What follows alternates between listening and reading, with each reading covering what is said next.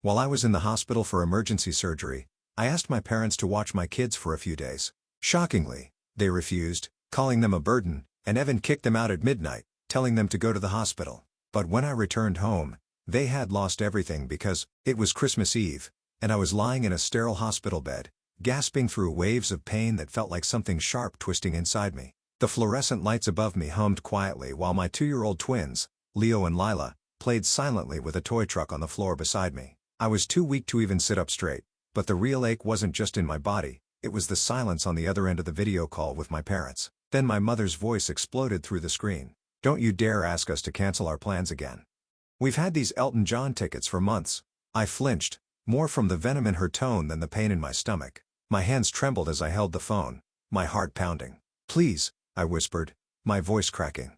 "I need emergency surgery. The doctors said it's internal bleeding. I have no one else to watch the kids." My father's face appeared beside hers, stone cold. "You're becoming a real burden, Aaron. We're retired now. We deserve some peace." I hung up, my fingers numb. That was it. That was all I was worth to them. Not even enough for one night of help. Not even when their daughter might not make it to Christmas morning. I turned my head toward the window, tears slipping down my cheeks. 6 months ago, my husband Derek was killed by a drunk driver. Since then, I'd been doing everything alone. Grieving, working, raising 2 toddlers. And, even after his death, I'd still been sending my parents money every month. Out of guilt, out of duty, out of some desperate hope they'd love me back. A warm hand gently touched my shoulder. Valerie, the night nurse, had been monitoring my vitals quietly. "I heard everything," she said softly. "My friend Olivia is a professional nanny. She works with kids who've experienced trauma. Let me call her for you." My voice wavered, but I nodded. "Yes, please." In that moment, surrounded by pain and betrayal, something in me snapped, and something else began to rise. I wasn't just a daughter begging for love anymore. I was a mother, choosing to fight, for myself and for my children. As I waited for the anesthesiologist to arrive, I stared at the ceiling and tried to slow my breathing. The pain in my abdomen pulsed like a warning light, but it was nothing compared to the ache that lived deeper inside, the one that had been there since I was a child. Growing up, I had always been the quiet one, the helper, the one who never asked for much because I knew, somehow, I wouldn't get it anyway. My younger sister, Julia, was the star. Blonde, bubbly, effortlessly charming. Everything my parents wanted. When I graduated college with honors, they didn't come. My mom sent a half-hearted text saying they couldn't make it because Julia had a photo shoot for a local boutique. When I got engaged to Derek, they complained about the drive to the wedding venue, saying it was too far and too expensive. And when I gave birth to Leo and Lila, they showed up once, stayed for an hour, and left early because, in their words, the babies were fussy, and the hotel didn't serve their favorite wine. But still, I tried. When my parents took early retirement, they said they were struggling. I didn't even hesitate. I offered to help. Every month for the past 3 years, I sent them $2,500. I never missed a payment, not even after Derek died. I was grieving, shattered, barely functioning, but I still made sure their mortgage was paid. I justified it to myself as love. As family, they never once said thank you. Not when I used my savings to help them during the pandemic. Not when I took on extra freelance clients as a designer to cover their increasing utility bills. And not when I asked them to stay with my children for one night while I underwent life-saving surgery. Instead, they yelled at me, accused me of being a burden, told me flat out that their concert meant more than my life. The weight of all those years of giving time, money, love, without anything in return came crashing down on me. And for the first time, I let myself feel it. Not the pain of their rejection. That was familiar. But the anger, the injustice, the betrayal, they never supported me emotionally, never showed up when it mattered. But they had no problem taking thousands of dollars from their grieving, widowed daughter. I looked over at Leo and Lila, asleep in their stroller in the corner. They deserved better. I deserved better. And I was done begging to be chosen. When Olivia walked into the hospital room, it was like someone had opened a window in a suffocating space. She had a calm, steady energy that instantly reached Leo and Lila. Lila waddled toward her with her stuffed giraffe, and Leo peeked up from behind his blanket. Olivia knelt down, introduced herself gently, and within minutes, my children were smiling again, something I hadn't seen in days. Valerie gave me an encouraging nod. "You made the right call," she whispered as she adjusted the 4 on my arm. And, maybe for the first time in a long time, I had. As they began prepping me for surgery, the nurse handed me my phone. My hands shook, not from pain, but from the decision I was about to make. I opened my banking app, my thumb hovering over the automatic transfers tab. For 3 years, that $2,500 had gone out like clockwork. Rent, groceries, their monthly wine subscription, all while I barely scraped by. With a deep breath, I canceled it. It was done. No warning. No explanation. Just a clean final stop. Then I opened my messages and typed a new text to my parents. I will no longer be providing financial support. My children and I deserve better than being your afterthoughts. Do not contact me again. I stared at the words for a long time before pressing send. As soon as I did, the room felt quieter. Lighter. Not easier, but real. My throat tightened, and tears spilled freely now. I wasn't crying for them. I was crying for the years I'd spent hoping they'd finally see me. Crying for the little girl who clapped alone at her own piano recital because her parents left early to catch Julia's cheer competition. Crying for the exhausted widow who still sent money to people who never once asked how she was surviving. Valerie came over and placed her hand on mine. "You're brave," she said softly. But I didn't feel brave. I felt broken. Raw. Hollow. And somehow, free. This wasn't just about money. This was the first time I chose myself. The first time I said no and meant it. The first time I drew a line and decided not to apologize for it. As they wheeled me toward the oar, I looked back at Olivia gently rocking Lilo in the chair, Leo curled against her side. My heart ached, but it also held something else. Hope. The surgery went well, the doctor said, but they also warned me the recovery would be slow. My body felt like it had been stitched back together with fire. Every movement sent a wave of pain through my abdomen. The hospital bed became both a place of healing and a cage. I drifted in and out of sleep, groggy from medication, unsure if it was day or night.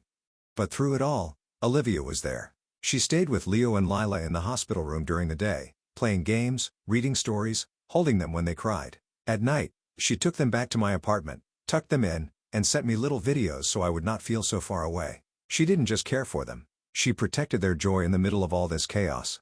One afternoon, as I reached for my phone to check the time, I saw the screen light up with dozens of missed calls and messages.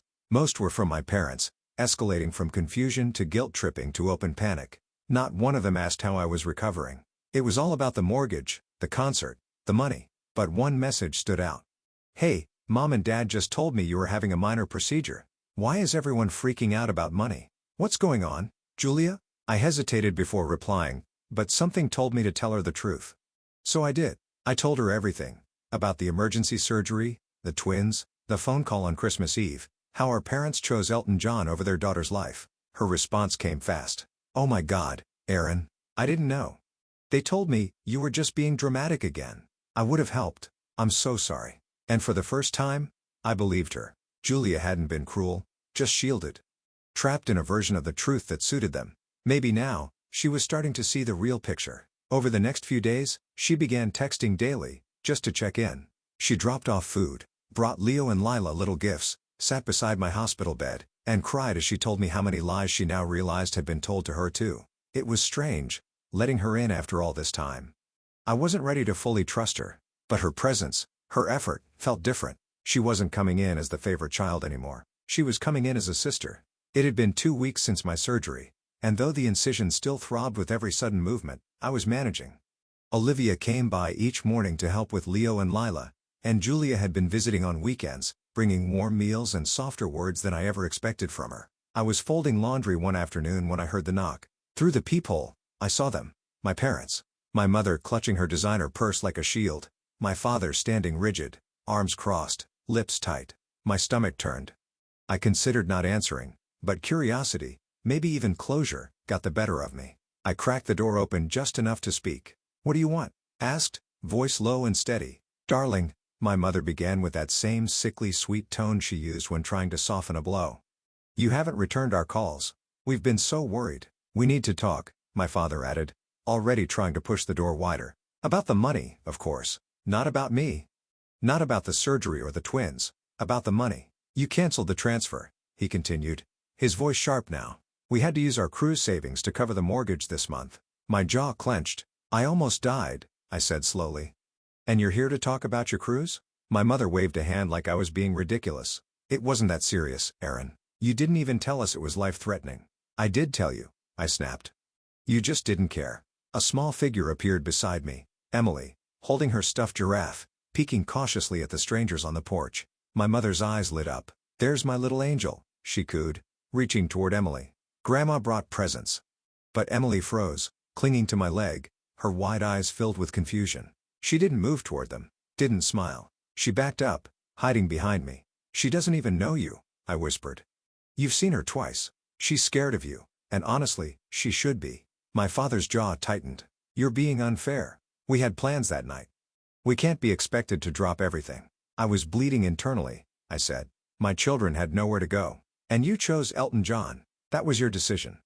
This is mine." I stepped back and began to close the door. "But the mortgage," my father tried again. "Not my problem anymore," I said, shutting it fully. The latch clicked into place like a final punctuation mark. 2 days after I shut the door on my parents, they came back, this time with reinforcements. Aunt Patty, my mom's older sister, stood on the porch between them like some kind of mediator sent to broker peace. I watched from the window as they argued about who would knock. Finally, it was Aunt Patty who rang the bell. "Aaron, honey," she called gently through the door. "Let's be reasonable. Your parents are struggling without your help." I didn't open it. I didn't need to. They managed their finances for decades before I stepped in. I replied loud enough to be heard. "They chose early retirement knowing they couldn't afford it. They've made their bed, but they canceled their cruise." My mother's voice cut in dramatically. "And now they might lose the house." It would have been funny if it hadn't been so twisted. I turned and walked away, letting their voices fade into the distance. That evening, they escalated. I received a mass email sent to our entire extended family. My father wrote it long, dramatic paragraphs about how I had abandoned them after they sacrificed so much for me. He painted a picture of an ungrateful daughter who had suddenly cut off financial support for no reason, leaving her retired parents on the brink of ruin. What he didn't expect was that people would ask why. I didn't write an essay in return. I sent a single reply to the thread. "I recently underwent emergency surgery. My parents refused to care for my children because they had concert tickets. I am now focusing on my recovery and raising my twins without additional stress." That was all I said. I didn't need to add anything more. Within hours, messages started rolling in. Some privately, some on the email chain. Cousin Michael, who lived near my parents, chimed in with a biting observation. "Uncle Dave, didn't you just buy a new boat last month? And, Aunt Linda, wasn't that a diamond bracelet you were showing off at Thanksgiving?" People started connecting the dots. Other relatives began messaging me to ask for the real story. They listened. They believed me. Aunt Patty even called me privately the next day. "I had no idea you were in the hospital," she said quietly. "They told me it was just a routine thing. Aaron, I'm so sorry. For the first time in my life, I didn't feel like I was the problem. I felt seen and supported." 3 months after the surgery, everything had changed, and for once, the change felt good. It started with a Zoom meeting. Valerie from the hospital had connected me to a support group for young widowed parents, and though I had hesitated at first, I logged on one quiet evening while the twins were napping. What I found there wasn't just comfort, it was connection.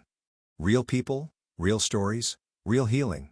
For the first time since Derek's death, I didn't feel like the only one navigating life with 2 toddlers and a heart still grieving. That's where I met Diana. She was a real estate agent whose husband had died of cancer 2 years earlier, leaving her with a 3-year-old son. Over the next few weeks, Diana helped me look at my life through a different lens, not one of survival, but of possibility. She showed me how I could sell my cramped apartment and use the equity to move into a quieter neighborhood with better schools, more space, and actual grass for Leo and Lila to run around in. We found the perfect little house, a small 3-bedroom with a fenced backyard, a kitchen that didn't make me feel trapped, and just enough sunlight to make me believe in new beginnings. The first time Leo chased Lila across the grass while laughing, I felt something I hadn't in a long time, joy. Work picked up too. My graphic design clients had been understanding and word of mouth started spreading. But it was my side project, building personalized memorial websites, that began to grow in the most unexpected way. It started with the one I made for Derek. Then a few group members asked for help creating tributes for their loved ones. Then their friends did too. I didn't just design pages. I listened, I honored, I helped people tell their stories. And for once, I felt like mine was just beginning. Olivia still came by 3 days a week, helping with the twins while I worked from home. Julia visited often, not as the golden child anymore but as someone trying, really trying, to be present. Our bond was cautious, but honest. The loneliness that used to swallow me whole had started to lift. I had found a community, a purpose, and a place that felt like home. I still missed Derek every day. But now, I was learning to live with that grief, not under it.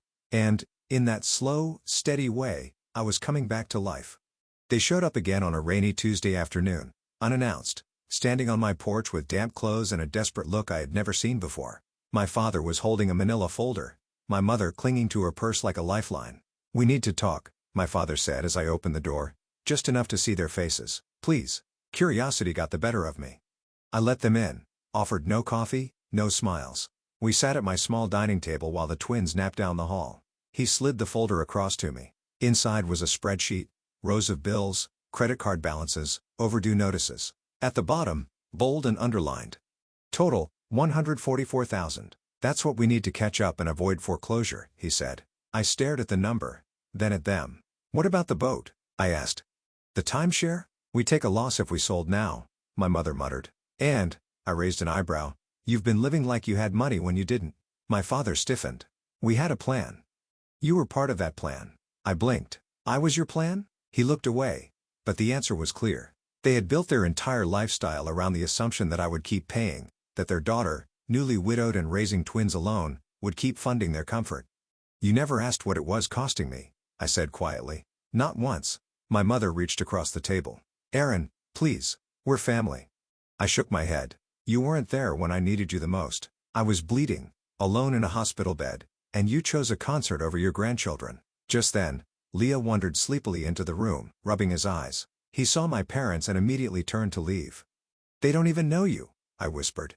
"You've never been there, and I won't let you into their lives just because you're scared now. But without your help, we'll lose everything," my father said, his voice cracking. "I lost everything too," I said. "And I built something better from it. You'll have to do the same." I walked them to the door and opened it. "This conversation is over." And I meant it. A year after my surgery, the envelope arrived, handwritten. No return address, just my name on the front in my mother's familiar script. For a long moment, I considered throwing it away, but something in me said, "Open it." Inside was a letter. Not a demand. Not manipulation. Just words. Raw, uneven, unfamiliar words. "I've had time to reflect on how deeply I failed you," she wrote. "Watching you build a life without us has forced me to confront some painful truths. I wanted to be needed the way I needed my own mother, but you didn't need me like that. You needed support. And I didn't give it. I'm sorry." No requests. No excuses. Just an apology. I showed the letter to Julia, now a regular part of our lives. She read it quietly, then nodded. "They've been in therapy. I didn't think they'd stick with it, but they have. And Dad's different, especially after that heart scare last month." Still, I wasn't ready to reply right away. Forgiveness is not a reflex. It's a choice, and sometimes a process. Eventually, I agreed to meet them. Neutral ground. A quiet cafe halfway between our homes. No grand gestures, no kids involved. When they walked in, I almost didn't recognize them. My father looked older, smaller somehow, his pride worn down to something gentler. My mother wore no makeup, no designer handbag. They sat across from me and didn't speak until I did. My father was the first to cry. I was a terrible father. I know that now. My mother reached out, not to touch, just to show her hands were open. "We've been doing the work. We don't expect you to forgive us. We just want to be better." I listened. That was all. I didn't make promises. I didn't smile. But I showed them a photo of Leo and Lila running through our backyard. They looked at it quietly. Not a single word about how cute the twins were. Just a moment of silence that finally felt like respect. As we stood to leave, my father asked, "Would it be possible someday to know them?" I looked him in the eyes. "That depends on your actions, not your words." I walked away that day not as a daughter hoping for their love, but as a mother protecting her children, and that made all the difference.